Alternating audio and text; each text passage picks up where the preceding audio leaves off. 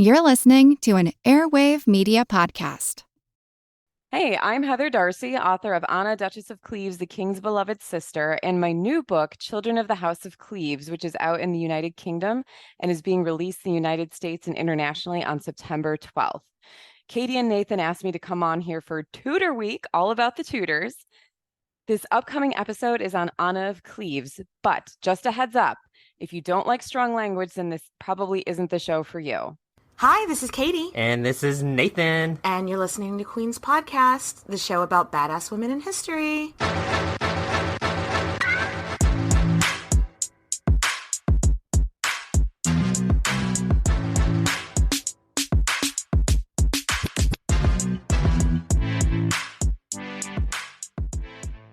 Hey, Nathan. Katie. Oh, my goodness. How excited are you for this episode? I think I've been waiting for this since we started the podcast. I think a lot of people have been waiting for this since we started the podcast. And everybody is just like sitting on pins and needles. Unless they saw the title of the episode. Yeah, that could possibly have spoiler alert. So let's just get it out there, Nathan. Who are we talking about today? Anne of Cleves. Anne of Cleves. Yes. She was the fourth wife of the infamous Henry VIII, King of England. Theirs was the shortest of his many marriages. Which is probably not a bad thing. She's probably the luckiest of his wives. She's often overlooked, but I think she's really, really interesting, Nathan. I do too. Tell us about this cocktail. What are we drinking? So, what this cocktail is called the Beloved Sister. The Beloved Sister. So I took a shot and a half of lemon vodka, 2 shots of cranberry juice, 1 shot of orange juice, 1 shot of ginger beer, squeeze of lemon, shake that bitch up. Try not to shake it because it's got ginger beer in it. So don't shake it like a Polaroid picture necessarily. No. More like gently stir it up. Yeah. Okay. Shake it like a feather. And then you just literally pour it and garnish it with some cranberry, like some little frozen cranberries is what I used.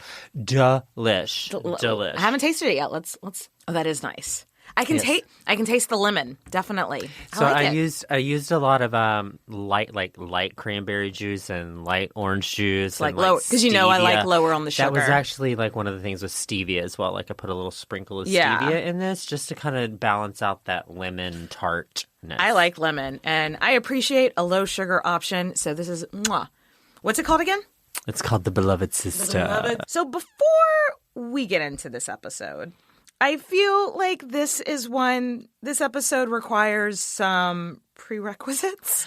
Yeah, like if you're just going to get it, like kind of getting into the Tudor thing or Renaissance history, I mean, we love it, but the Anne of Cleves story might leave you going, wait, who is that? What? Who is this person? Wait, what?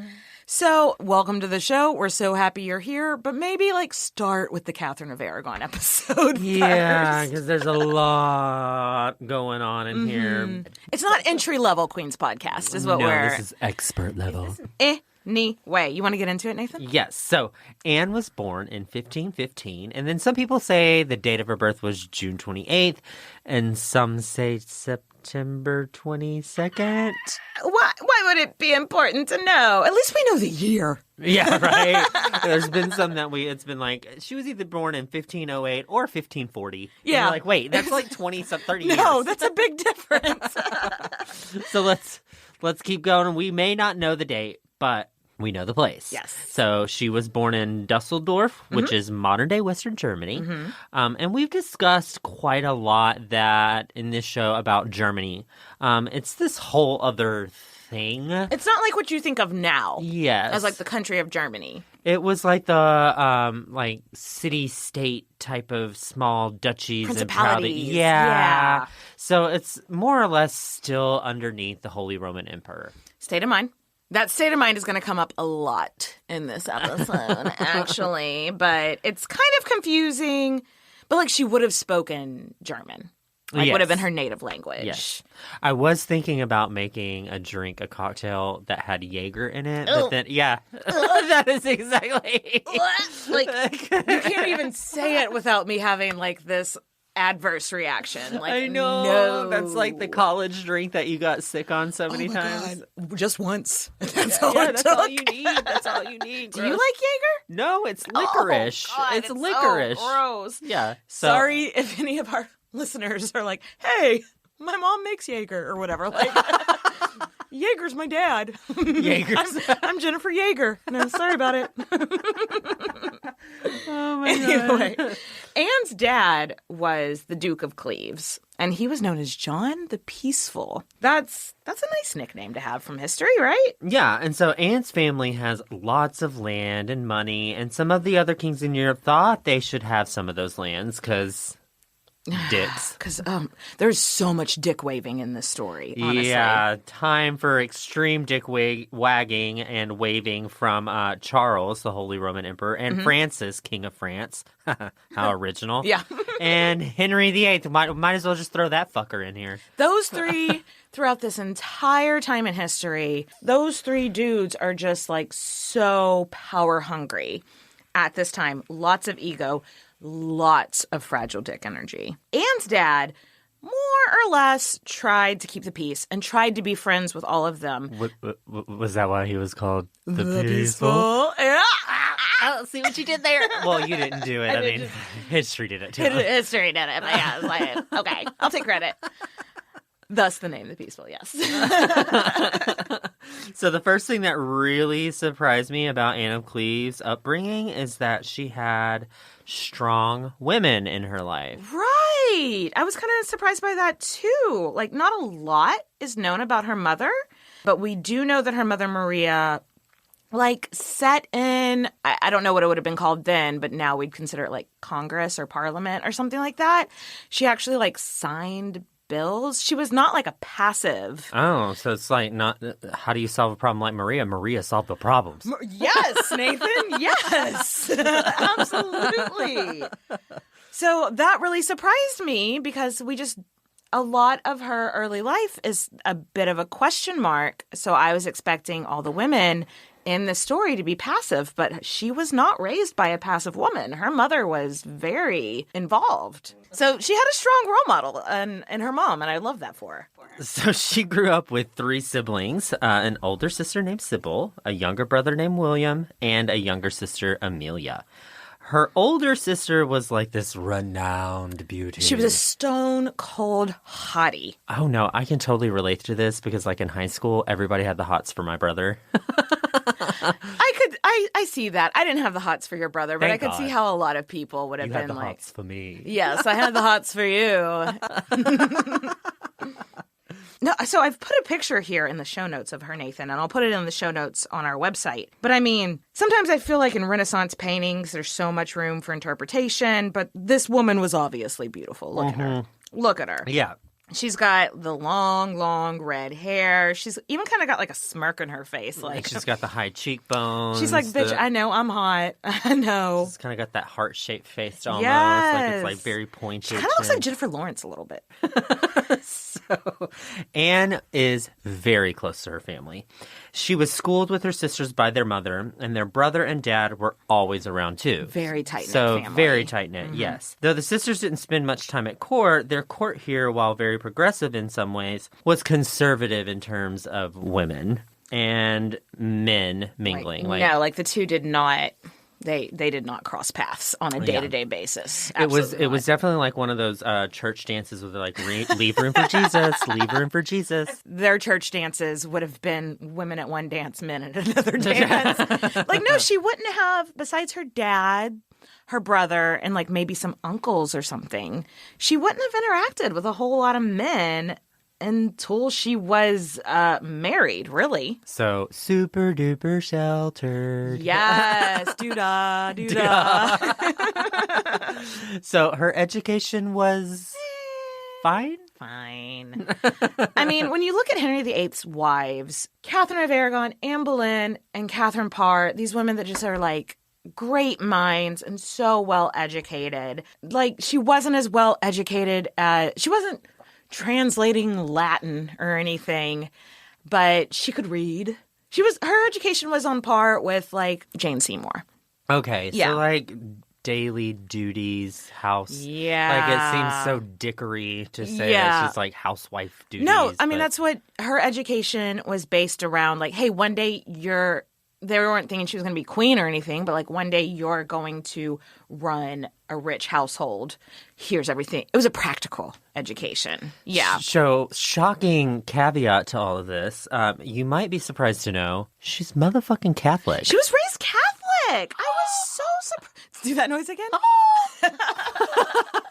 I was so surprised by that because, like, everything that I've ever read was like, well, Cleves was somewhere that England wanted to make an alliance with because they were Protestant. I just have in my mind that she was this Protestant woman from the day she was born. Because, like, Henry VIII just broke up with the Catholic Church. Just, like, broke up via text message, via papal dispensation. Via excommunication. She was born like 2 years before Martin Luther left that, like, the Post-it note on the church door, just being like, hey, we need to talk about, like... But, I mean, at the end of the day, her dad was very lenient towards Protestants. That's another reason her dad was called the Peaceful, because in a time of a lot of upheaval about religion, her dad was just sort of like, y'all, it's all Christianity. It's all under the same umbrella here. Her dad really, really supported, like, financially, this guy named Erasmus, who was a Catholic philosopher, but he was like, yo, though, like, the Pope is super corrupt. I think that rubbed off on her a lot with just kind of being lenient about religion throughout her whole life. Yeah, her parents were just all around kind of chill type of people. Yeah, that's the vibe I get. They were just very, like, hey, if you're not a dick, we won't be dicks to you. Right. Kind of thing, yeah. Like, nobody ever complained about taxes. He didn't bother people about religion. Like, this is the kind of guy that I would like to live under the rule of. Her mom got to, like, have a say in the government. Her parents were patrons of philosophers and artists. I think this was something that was so surprising to me because, besides Anne of Cleves, I'd never heard of Cleves. So I thought it was like this backwater. But it was actually like a really progressive Renaissance court, Mm-hmm. It was very of its time. It was very Renaissance in the Renaissance. Oh, there she went with it. She committed. I committed to the bit. So what do we know about Anne? Okay. We know that she loved embroidery and was said to be really fucking good at it. Just like Jane Seymour. Mm-hmm. Yeah. Because she wasn't super visible at court, we really, really want to drive home that, like, before she left Cleves to go to England, spoiler alert, she was so sheltered. So we just don't have a whole lot of descriptions of her, personality-wise or looks-wise. But we know that she was taller than the average woman. Okay. And we also know that she was raised by parents that loved each other and loved her in a happy home. So that's It doesn't happen much. it's refreshing. It's very nice. I love that happened for her. So let's fast forward a little bit. Because nothing's really going to be happening during this time. Yeah. So when Anne was 11, she was formally betrothed. Because, oh, God, Spinsterville, 11. Come on. Gosh. Let's get her married. She was engaged to a guy named Francis, who was the heir of Lorraine. That's Lorraine. If you're new, Lorraine is kind of just like a Providence in modern-day France, basically. Yeah. So if this marriage would have gone forward, spoiler alert, it doesn't, Anne would have totally disappeared into obscurity. We would never have heard of her. Nope. I think that's so crazy. Side note, why wasn't she at least taught French? Yeah, right. If they thought by 11 that she was going to be eventually marrying a guy over the... Why? Because she wasn't... I wish you could see Katie and her hand gestures. It's so annoying because she wasn't taught any languages. And I just feel like that was the most basic thing. She's going to marry a French dude. Let's teach her French. And if she would have spoken French, when she got to England, her and Henry would have at least had one language in common. Yeah, that's true. It really irks me. Right? I can see. I know. Anyway. So that betrothal fell apart. And remember all this, like, king dick-waving contest. Well, the King of France decided that this wasn't the alliance that he wanted, possibly just to spite Anne's brother. Anne's brother was a bit of a dick. Like, he's not my favorite person. In 1538, when Anne was 23, her dad died, which must have been like a gut punch because, like, they were so close. They were so, like, the whole family was close, and her dad was so cool and popular, so it must have sucked for her, sucked for the entire duchy. But now her brother, William, is the Duke of Cleves, and he's running these lands. Like I said, he was kind of a dick. Like, he was kind of a dick. He wasn't the peaceful, like his dad. Like, his dad kind of was passive, kind of like rolled with the punches. And William was like, well, no, I want to be one of these dick-waving kings. Like, he wants to be in the room where it happens, the room where it happens, the room where it happens. No, Hamilton, no. How did we go to Hamilton? But he rubbed Charles V, who is the Holy Roman Emperor, he rubs Charles V the wrong fucking way. And he's like, I just don't like that dude. But to be honest, William was a bit of a brat anyway. Well, a very wealthy brat. It was a very rich brat. So, like, they tolerated him, but they didn't like him. So just to set the stage of, like, the political vibe of the time. So also, William leaned way into that Protestant vibe. And it doesn't seem like Anne really had a problem with this. Maybe since she was raised with religious tolerance. Maybe. Her dad was John the Peaceful. The Peaceful, yeah. Also, no letters or diaries of anything from this time survive from her, so we really don't know. So maybe she hated it, but we don't know because she didn't write anything down. So either way, she was like, okay, I guess we're Lutheran now, and just went with it. So let's bounce over to England real quick and do like a pulse check over there. Boing. What's going on in England at this time, Nathan? So Henry VIII has been single for a couple of years now, and that's because his like baby mama Jane Seymour died, and he's starting to look around again, so he creeps. Yeah. And his right-hand man, a dude named Thomas Cromwell's like, hey, there's this filthy rich dude in Germany with 2 single sisters. I mean, the dude's a bit of a dickhead, but he's constantly doing all the shit to piss off the Holy Roman Emperor and the King of France, but he's got 2 hot sisters. And Henry's like, hey, I like pissing off the King of France. Maybe me and this guy can make an alliance. And hot sisters, you say. Hot sisters, you say. I like pissing off the King of France, and I like hot sisters. Tell me more.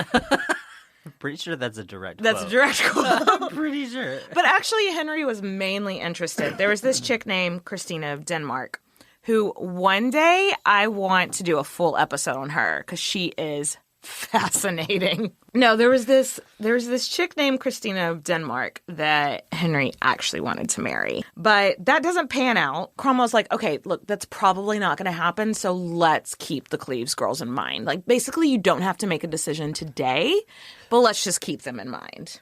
So it's important to understand how strategic an alliance was with Cleves. First, they didn't want an alliance with a country that was still in with the Papa. And since England was always kind of falling in and out of France, out of love with France and the Holy Roman Empire, it was important for them to have an airtight alliance with a big major player on the continent. Mm-hmm. And thus, that's one of the reasons that Cromwell was pushing Cleves. But Cleves wasn't the only option, and Henry wasn't the only one that wanted that alliance. Yeah, for like the next 2 years, it kind of made me feel sick to my stomach. There was like these 3 women on the marriage market for like nobility in Europe, and they were just like juggling them around, and it was like the fucking draft or something. Did I use that right? Did I sports? Sports, yay. Did I sports right? Yay, sports. Points. You got points. I got points for the sports reference. But no, it was Anne of Cleves and her sister, but more Anne because she was the older one. And then this Christina of Denmark chick, and then Mary Tudor, Henry VIII's daughter. And it's just like they were just juggling around these 3 poor girls and being like, they'll marry this person, and then they'll marry this person, and then they'll marry this. And it was just like, it gave me an icky vibe, do you know? Yeah, well, they're basically just selling them off like cattle to whoever they're going to piss off the most. At one point, it was even proposed that Anne would marry Henry and William would marry Henry's daughter, Mary, in a bit of like a bride swap. Like a bride swap. Like let's just swap them over. I am so glad that in no time in my life would it ever be like my marriage depended on who my dad married. Ew. Ick. Royal families are weird, yo. Yes. Like I was saying earlier, Christina of Denmark's super interesting. She was this young, rich widow. Every king, every duke, anybody in Europe wanted to marry her. But her uncle was the Holy Roman Emperor, Charles. State of mind. Do you know who Charles's mom was? Juan of Castile. Ooh, circle back. Prerequisite episode. All right, that means the Holy Roman Emperor's aunt was Catherine of Aragon. Right. He was never in a million years going to let his niece marry, because this is his niece. He's never going to let her marry Henry VIII. No. After what he did to Catherine of Aragon. But he was like, yeah, but like, let's not tell him that, and let's let him send gifts and stuff for a couple of years. And like, maybe I'll change my mind. Like, no, he's not going to, but maybe please send me more necklaces or whatever, you know. So Christina of Denmark vocally did not want to marry Henry either. They said that she was quoted as saying, "If I had two heads, one would gladly be at the King of England's disposal." Ouch! Ooh. Motherfucker, that's use lube, Christina. So the thing is, like, it's kind of disputed if she said this or not, but even if she didn't say this, the fact that it was like rumored, like contemporary people in Europe were so into shitting on Henry that this was a big rumor that it makes me think like, oh, he must have been just like the joke of like the monarchies at this time or something. That like a 14-year-old girl is like, sick burn, you know, like. Oh my God. While all of this is going on, Anne has her portrait done so her brother could send it all around because, you know, she needs to get sold off like that prize cattle. Yeah. Gotta see what the cattle looks like. Yeah, absolutely. So all these would-be suitors get a good look at her. Yes. Something that is so frustrating is that, like I was saying earlier, we don't have any contemporary descriptions of her at this time. We don't know. How does she feel about being told, like, oh, well, we're sending your portrait off to the King of England. We're sending your portrait off to this duke over here. Is she excited? Is she nervous? Would she rather be a nun? Like, we just have no idea of how she felt about this.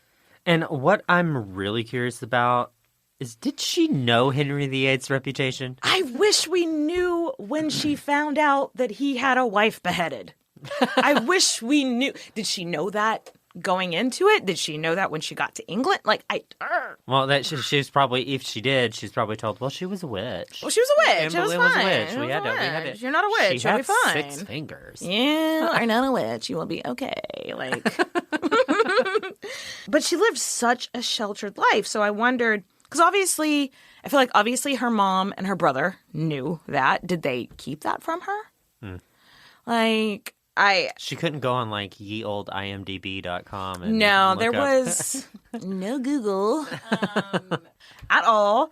So yeah, no, that's just a point that is so frustrating to me, that like I just want to know when she found out about, you know, so far there was divorce, beheaded, died. Beheaded is pretty scary.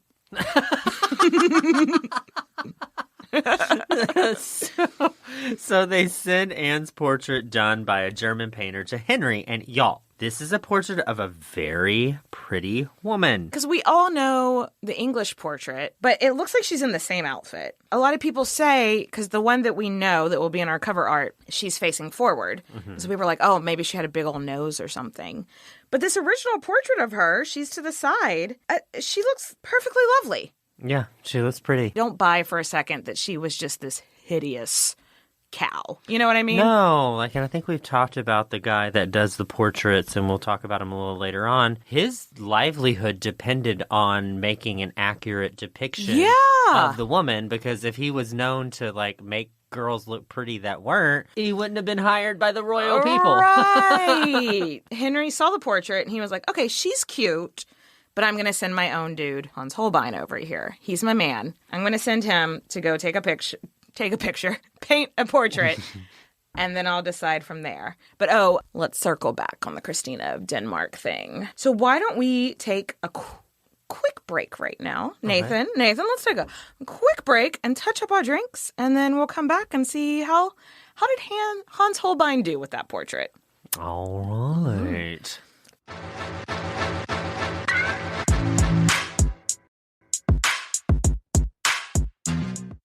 And we're back. Did you miss us? I bet you did. So Henry VIII sends Hans Holbein, who's his main dude. Yeah, he does portraits with no filters. Yeah. And Henry specifically was like, do not flatter her. I want you to paint her exactly how she looks. Go over there, do your thing. And if she's not a stone cold hottie, man, I expect you to report that. Show it in the picture, you know? Yeah. And while the English guys were over in Cleves getting Anne's portrait done, the ambassadors weren't allowed to meet Anne or her sister. Yeah. And when they did see them, William made the girls wear thick veils. This was just a more conservative court than England. But, even for the time, it was why, bro? What is this dude's problem? Why did he want to have such, control? They're cattle, they're bargaining chips, and that's what he was. Yeah, but whenever you're trading cattle, don't you want to show off the cattle? Don't you want to be like, look at this good-looking cow? It feels like it was such, a power thing to William. Oh, absolutely. And when the dudes were like, can we see their faces, maybe? William went the fuck off. He was like, you perverts? What, do you want to see them naked too? And they were like, whoa, man. Whoa. We just don't want them with their veil on. They were like, this fucking guy needs a chill pill. That's exactly what they wrote in their documents. So when this is all done, they come back to Henry with the portrait that we all know of whenever we think of Anne of Cleves. Mm-hmm. And it's a beautiful portrait. I'm sorry, I just can't believe for a second that she was quote-unquote ugly. No, of course not. And I really do think that if she's obviously ugly, Holbein, again, would not have painted her that way because Henry commissioned him to give an accurate photo. And this was a time in history where Henry VIII was a very head chop happy. So why would you... Mm-hmm. Also, he had no horse in this race. If Henry VIII married Anne of Cleves or not, did not affect Hans Holbein's life. So, why? Why lie? Why would he? He wouldn't. So Henry sees the photo and is like, "Yep, she's hot." Mm-hmm. But to be honest, I don't know anything about this woman. I know lots of people have seen Christine of Denmark, and then he's like, "Hey, Cromwell, I really want you to fight a little harder for the Christina of Denmark marriage." And Cromwell, fucking dunzo. He's just so done with it. Dunzo. Dude, her uncle and the person who signs off on who she marries, you kind of burnt that fucking bridge, my man. Yeah, bro, and she gave you a sick burn, too. Yes. Move on. Holbein...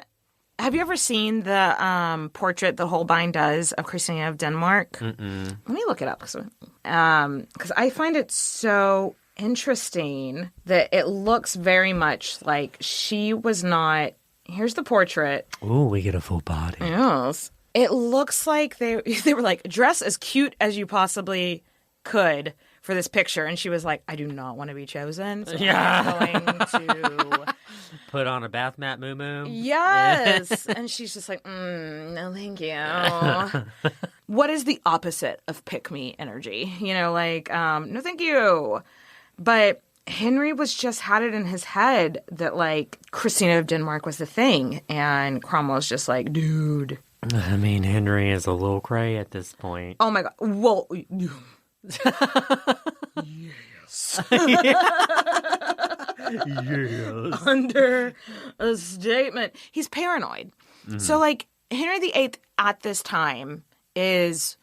Because, like, in our Catherine of Aragon episode, in our Anne Boleyn episodes, and even in our Jane Seymour episodes, he was still that handsome prince. Mm-hmm. He was the hottie with the body. Mm-hmm. Not anymore. Is no for Not now. no mo. No, he is not a hottie with the money. He is the stereotype that you think of when you go to the Renaissance fair. The big guy eating a turkey leg. Yeah. And drunk. And also he had this... We've talked about it in the Jane Seymour episode where he had, like, that sore on his leg that had to be drained. Oh, yeah, that's like, right. daily. Uh-huh. This point, it's like when he walked in a room, he stunk up the room. Like, he's not... And also, he's just paranoid. After Anne Boleyn's death, he just becomes this paranoid dude. And so, like, in his head, he's kind of taking note that I want the Christina of Denmark marriage, but Cromwell's not supporting me on this. Why is that? So he's thinking that Cromwell's plotting something. Something. Oh, God. Maybe this will be important later. Bookmark that for episode 2. Yeah. Again, we have, like, no idea about how Anne felt about any of this. But regardless, the men involved started to draw up all of these treaties. And the English guys were like, hey, we heard something about a marriage contract between Anne and the Duke of Lorraine's son. What's that about? And the Cleves dudes are like, what? That's none of your business. That has nothing to do with this. Oh. Like, why would you even bring that up? You don't have to worry about that. LOL. Bye. And honestly, people who know more about 16th century law than us may argue the marriage contract actually may not have been dissolved like super duper well. Like yeah. It seems like they didn't do their full due diligence to have it like completely dissolved. They were just sort of like, from a legal standpoint, it was ambiguous. Yes. So, I mean, I don't think the English dudes at this point are doing anything wrong asking about it. Mm-mm. Just trying to make sure everything's, like, up to code, you know? But they were like, actually, you know, this was written up before the Duke of Lorraine's son was 10. So it's actually not legally binding. What? Like, we've had so many women in these girls in these shows married off when they're like 10. 3. Yeah, and it's like, what do you mean? But I guess that's some kind of loophole just for boys. I don't know. Okay. So we know eventually Anne does go over to England because otherwise we wouldn't really be talking about her. But I think it's important to talk a little bit about the differences in the English courts and the German courts. Well, I mean, we've kind of touched on the modesty in... Modesty and the separation of the genders. So England, like, if someone from Cleves were to go to England, they'd be like, are they doing butt stuff here? Are they... Well, it's basically Sodom and Gomorrah to them. You're absolutely right. They were like, the ladies and the men intermingle and they dance together. People have mistresses openly. Clutch your pearls, ladies. The dances were different because, you know, like the men and women would like hold hands or like touch hands when they're dancing. And it's like, ooh. What next? Butt stuff? Butt stuff. I don't know if you know this about English people either. They like to drink. Oh, yes. Germans nowadays. Germans do too, yeah. But back then it was like, I'm sure people drank, but you didn't get drunk in public. You know, like it was, they were just like, this is a land of sin. What the hell? So anyway, negotiations move forward. One huge issue that we found interesting was that William was really worried about how Anne would travel to England. Mm-hmm. And then Holy Roman Emperor Charlie, not happy about that marriage either. And it was a legit worry that he would try to, like, kidnap her on her way back. This makes me think of, remember in the Eleanor of Aquitaine, like how anytime she went anywhere, they had to worry about somebody like kidnapping her and forcing her into marriage or something because being a woman is scary. Number one hit on iTunes. Number one hit through history. But could you imagine how like nervous you would be to be sent off to a strange land, leaving your home, leaving your mother, your sisters, everybody that you've been like living a sheltered life with, to go to this strange ass land where you don't speak the language, don't know anybody, and on top of that, you gotta be worried about being kidnapped. No, it sounds horrible. Henry VIII, though, to his credit, this is kind of sweet. He started to get really excited about having a wife again.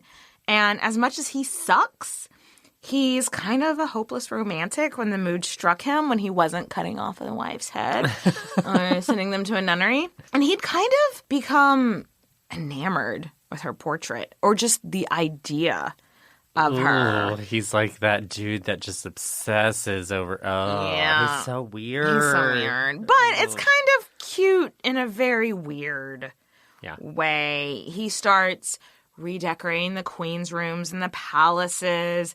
He hires dressmakers and the best ladies in waiting. And he's one of those people that whenever, you like friend request him, he goes in and likes all of your photos from the past. Yes. And you're like, dude, that was like 10 years ago. Stop looking at my pictures from 2012. But no, he just becomes very hyper-focused on making sure that he has all the best everything for her when she arrives, which is kind of sweet in his weird little way, Right. However, I feel like one thing that could have been really helpful was totally overlooked. The two, throughout this years of negotiations, never, wrote to each other. Yeah. I get why they never met each other because it's a long trek and he's old and she could get kidnapped. But how many love letters have we seen from... He wrote to Anne Boleyn. Yeah. He wrote, why weren't they writing each other? Because the dudes from England were going back and forth from England and Cleves all the time. Why didn't he, write her a letter? It was his stinky leg sore. His stinky leg made him not like to write letters, I guess. I mean, I know they don't speak the same language, but somebody, they could have at least got to know each other's personalities. Right. A little. Why was that completely skipped over? I don't know. So her mom did not want her to go at all. Her mom didn't want her to marry the guy that cut off his second wife's head? Oh. No? Oh. There's not much more details than that, but we're pretty sure it's because of the head chopping. Might had something to do with it. Or maybe just because, she would miss her own daughter. They're very tight-knit. They're very close. Because the other daughter that had already been married off, the super hot one that we talked about earlier, she wasn't that far. She was still on the continent. I know that England, comparatively from Germany, isn't that far, but back then, there was an ocean between them. It's a bigger deal. Yeah. Anyway, in October 1539, marriage agreement signed. Signed, sealed, delivered. Boom. And our girl Anne was about to become the next queen of England. Yes. And she didn't speak English. She didn't know anything about the country. What could go wrong? She's never received a single letter or anything from her husband. It's fine. This is fine. And we're not even sure if she was aware that he had had 3 wives before that. What could go wrong, Nathan? So it's decided her best route to England would be she'd travel by land to Calais, because that was English-owned land. We're going back to Calais. Yes. Because that was still lands on the continent owned by England at the time. And then she'd chill in Calais for a day or two, and then Henry would send some boats to take her to England. Boats and hoes. That sounds a good time to me. Yeah. Mm-hmm. And then she'd chill at a castle for a few days. She'd be met by some friends, given the 5-star treatment, been brought to a spa, get her nails did, her did, everything did.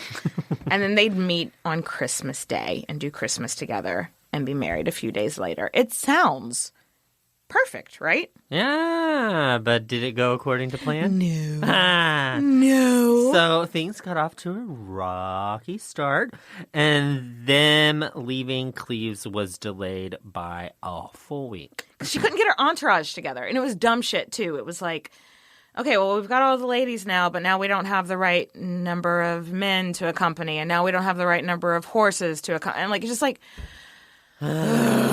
yes. It was just, it ended up being, like, this huge group of, like, 1,500 people or something. Oh, my God. Like, and they moved so slow. Yeah, wasn't it like they didn't go but like 5 miles a day sometimes? I mean, I know it was history and they couldn't exactly get in a jet and like travel but 5 miles, I can walk 5 miles in an hour. Like, right, come yeah, on. I could you do can go something. you can go 15 miles a day and still like make it there for dinner, you know? So then finally they make it to Calais. Calais. And y'all fucking red carpet rolled out. Yes. She arrived to fireworks, cannons being shot off in celebration, and there was music, feast, drinks, party. And Anne is just like, for little old me? For me? But no, really, can you imagine how special she must have felt? Like, I mean, finally, after all these years of being, like, passed around like a bargaining chip. yeah, and not even actually being seen. Mm-hmm. Like, I just love that. She wasn't used to, like, being celebrated the way that, like, maybe that Christina of Denmark was, you know, or, Christina of Denmark. So she's just like, oh, for me, little me. And though this was a time for partying, it was also Anne's, like, first chance to learn about England. Why they hadn't been doing that for the whole last year while they did the... It's just so annoying. But anyway, yes. So now they finally are like, let's teach you about England. Better late than never. Her education started. Mm-hmm. She started with English lessons. She started learning the customs, learning how they dressed. And Anne is super eager to learn at this point. It was a bit of a scandal amongst her ladies in waiting because she wanted to start eating dinner with the English men and women, not just the women. Well, because that's how they did it in England. Yes. And it was like, you want to eat with men? And she's like, all right, I don't want to suck their dicks. I just want to, like... I don't want to do butt stuff. I'm not trying to... And they're like, eating with men leads to butt stuff. And she's like, no. No, we're just going to have dinner. But at the end of the day, she's like, I have to. So she's going to have to do it eventually. So she may as well get used to it. Stepping out of that comfort zone, living her best English life. Yes. What I love about this is that throughout this entire story, all of Anne's beginning years, because she's like 23 at this point, but we don't know anything about her personality. And as soon as she is out of Cleves, out of that kind of sheltered life, we immediately start learning about her personality. And the first thing that the English dudes learn is they're like, whoa, she's fucking funny. I know, like, everything she said was through translators and stuff, but even through that, the English guys were, like, picking up on, like, these witty jokes she was making. They were like, fuck, she's funny. I love a funny bitch. Me too. Yes. I mean, obviously. That's why we hang out with each other. But unfortunately, there was bad weather in Calais. Calais. And the 2-day stop turned into 15 days. Can you imagine how frustrating that must have been, not knowing? Because now we can look at weather reports, but back then it was just like every day you just have to wake up and go, oh, still bad. But then every day she was in Calais, they were still like throwing parties for her. So she's like, cool. Okay. All right. Some more wine, some more feasts. All right. But then her Christmas Day plans got canceled. Yeah. And she couldn't leave until like December 27th. Yeah. All right. We finally make it to England. Anne and company lands on the evening of December 27th, 1539. They spend their first night there with like this huge entourage in a place called Dover. And then the next day they move on to Rochester. And it's not a long, long journey, but can you imagine going across the sea? Like, traveling back then, traveling now is exhausting. Traveling back then just going the shortest distance. It's this ordeal, you know? Yeah, don't want to do it. So she's fucking exhausted. And on top of that, every place that she stops, she meets new people and she has to learn a new custom. She has to learn a new greeting, a new curtsy or whatever. Every town she goes to, they're like pulling out the red carpet. She's been doing this for like 3 months. She's fucking exhausted. Yeah, she's done. She's done. Oh, she's tired. I'm tired just thinking about it. She's like, can I just have some French fries? Can I just get some fries and watch some Netflix, please? And they're like, let me teach you about fish and chips. yeah. She's like, no!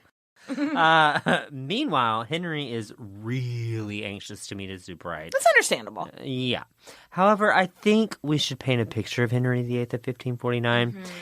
We've talked about that. The dinky guy with the peg leg. That's who we're dealing with. I mean, he didn't now. have a peg leg, but it's just really If you want to infected. imagine he had one, that's fine too. Like, But that's the dude we're dealing with now. Yeah. A little mentally unstable. Long gone is the tall and hot king from Catherine of Aragon or Anne Boleyn. He's just not cute. but he has in his head that this marriage is going to make him young again.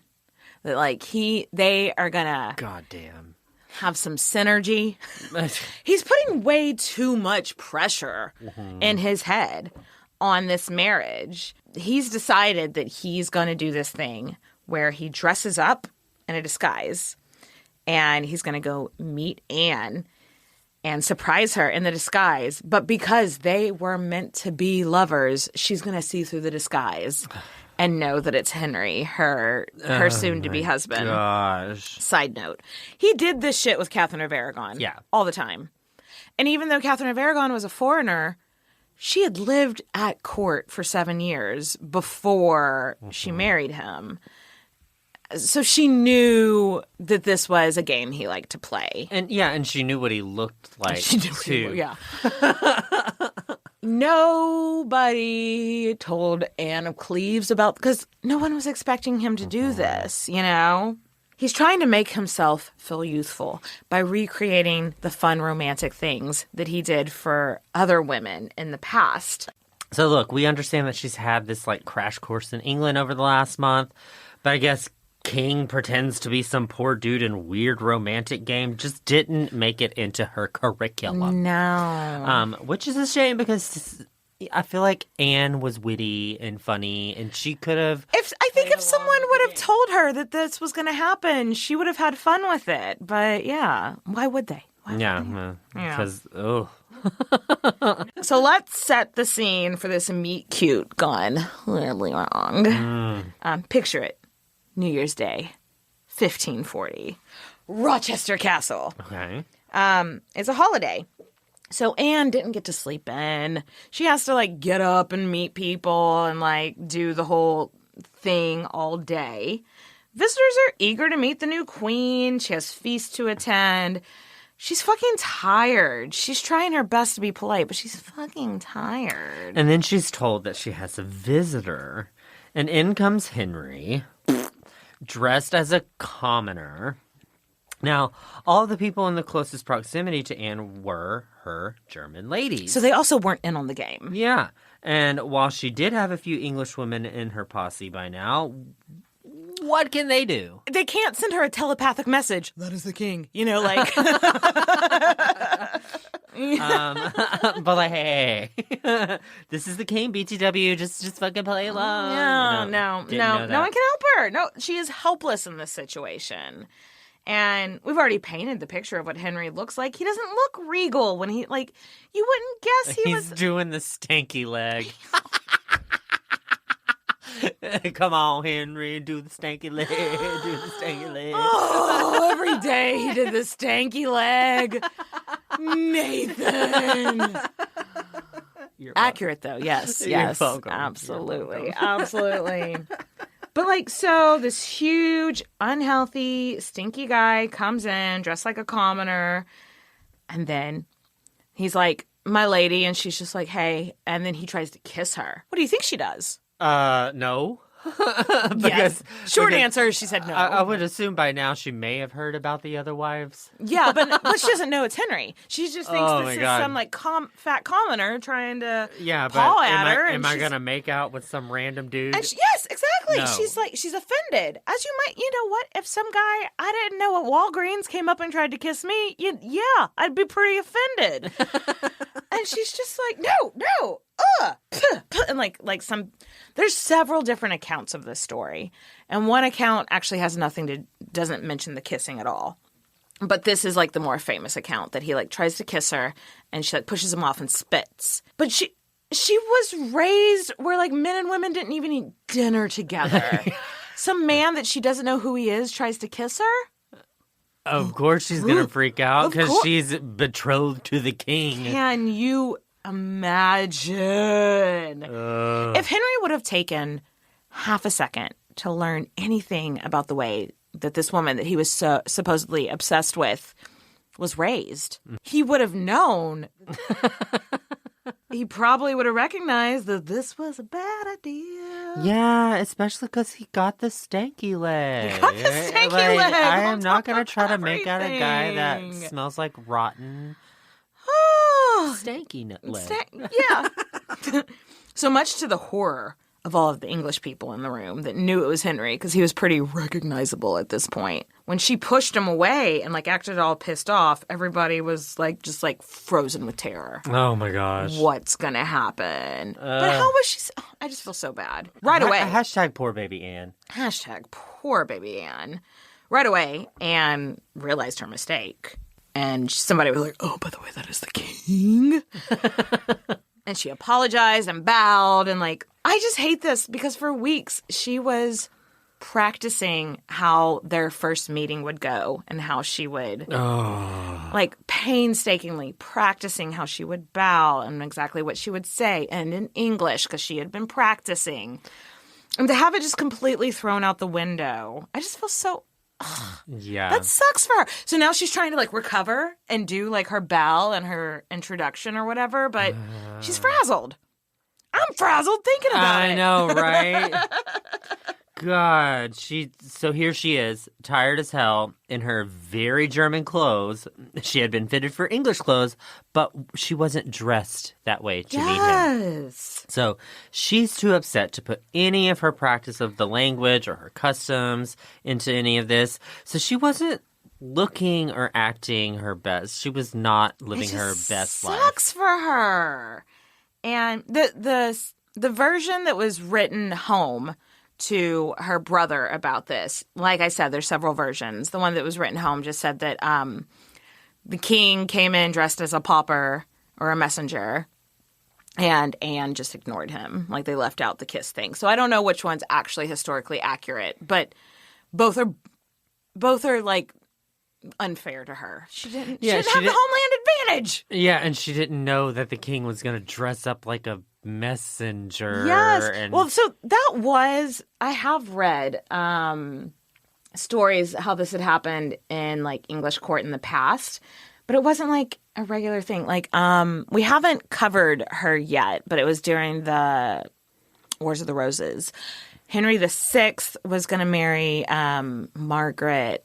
I'm forgetting what her name is now, but his queen. And he did the same thing. Like he came in dressed as like a messenger or whatever, and she did the same thing. She ignored him, but they were still able to go on and get married and be like happy. Like, yeah, it's a horrible first impression. Yeah. So Henry left Rochester that day telling his dudes, I like her not. And she sounds like Yoda. Yeah, I like her not. I like her not. Not I don't, like. And okay, so it's I like her not, and she's nothing so fair as has been reported. Ouch. And starts telling Cromwell, hey man, can I have an exit route? You need to get me out of this. And Cromwell's like, no, we cannot piss our only friend in Europe right now.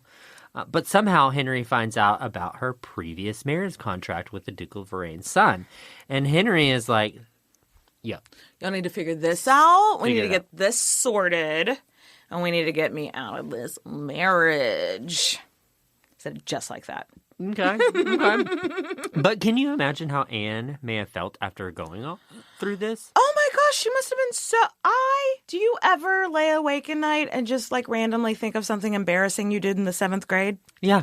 Like, but like for the rest of her life and on a public stage, you know? Yeah. Regardless, the two had their official public meeting as planned a few days later. Like, they went like as it was actually supposed to go. And it was the people of England's first time to see Anne.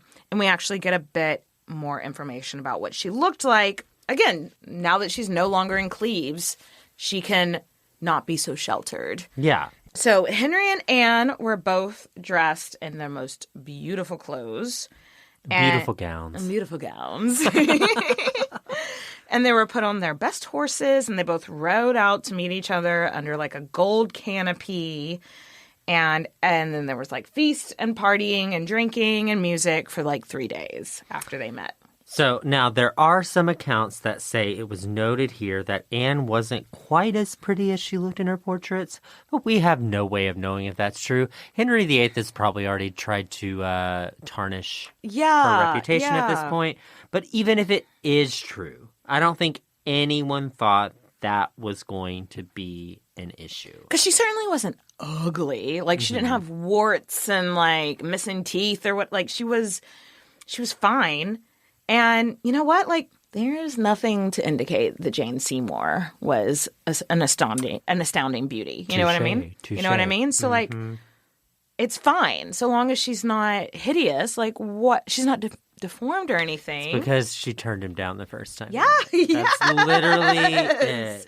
The wedding would have been just a few days after this official meeting of the king and future queen, and no one outside of Henry's very inner circle knew anything was wrong. Yeah. Because at this public meeting, Henry acted very happy, kind, loving. He was very nice to Anne, which I have to imagine that made Anne feel a little bit better.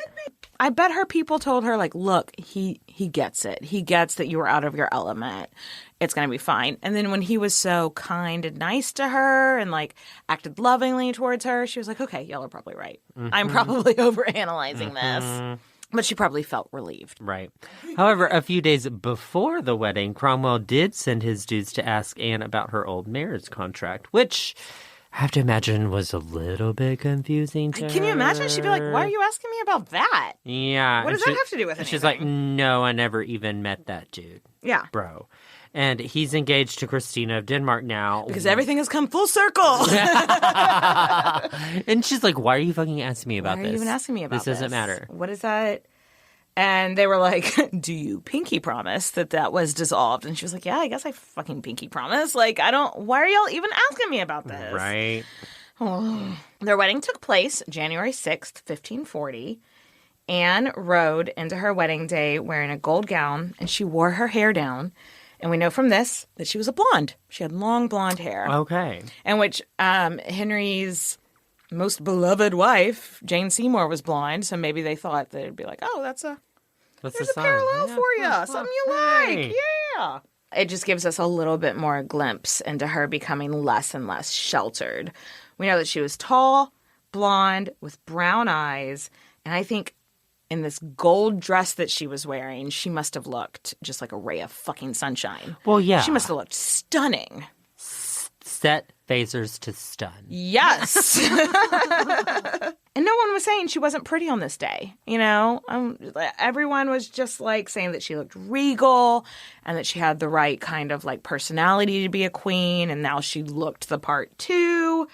People of England started to fall in love with her that day. I'm kind of in love with her. I know, me too. Another point about her looks that we should mention, seems like she was taller, a little curvy, so probably had some big old titties and a big badonkadonk, which would be appealing. Yes, but like if you look at his previous wives, we know when he married Catherine of Aragon, she was super, super thin, super petite. Things I've read about Anne Boleyn said that she was like flat-chested and more like petite-shaped. So maybe he just wasn't used to women that were curvy. And he didn't like that. Which, I mean, everyone's got their preference. Yes. But I don't know, tall, blonde, big titties, big ass. I don't know. What's wrong with that? I'm not saying. I'm just saying. I wouldn't call her his ugly wife. Right? Anyway, back to their wedding day. Henry acted happy and loving towards her all day long, and they were both in really great spirits throughout all the feast and drinking and partying that whole day. And as far as Anne knew, she was having like this fairy tale wedding with a Prince Charming, a Prince Charming that had a stanky leg and 25 years older than her and had a pretty bad reputation. But whatever. Yeah. She probably thought everything was coming up roses. Everything was going to be great. And finally, at the end of the day, Anne was brought to her rooms. Her ladies undressed her and put her in her sleeping gown. And then a few, 20, 30 minutes later, Henry joins her. And they are put to bed. And all the attendees leave. And that's where we'll leave this episode. Oh, cliffhanger! All right. Well, join us back in a couple of weeks, and we'll let you know. Don't look it up. Just let us tell you what happens. Don't read. Don't read. All right. Cheers, bitches. Thanks for listening, guys. Yeah, if you want to hear something, just email us at queenshistorypodcast@gmail.com. And follow us on social media platforms like Facebook, Instagram, Twitter. We have a really great Facebook discussion group. We'd love to see you over there, too. And if you're so inclined, we do have a Patreon account if you need more Queens content in your life. Yes. Thanks for listening, bitches. Cheers, bitches.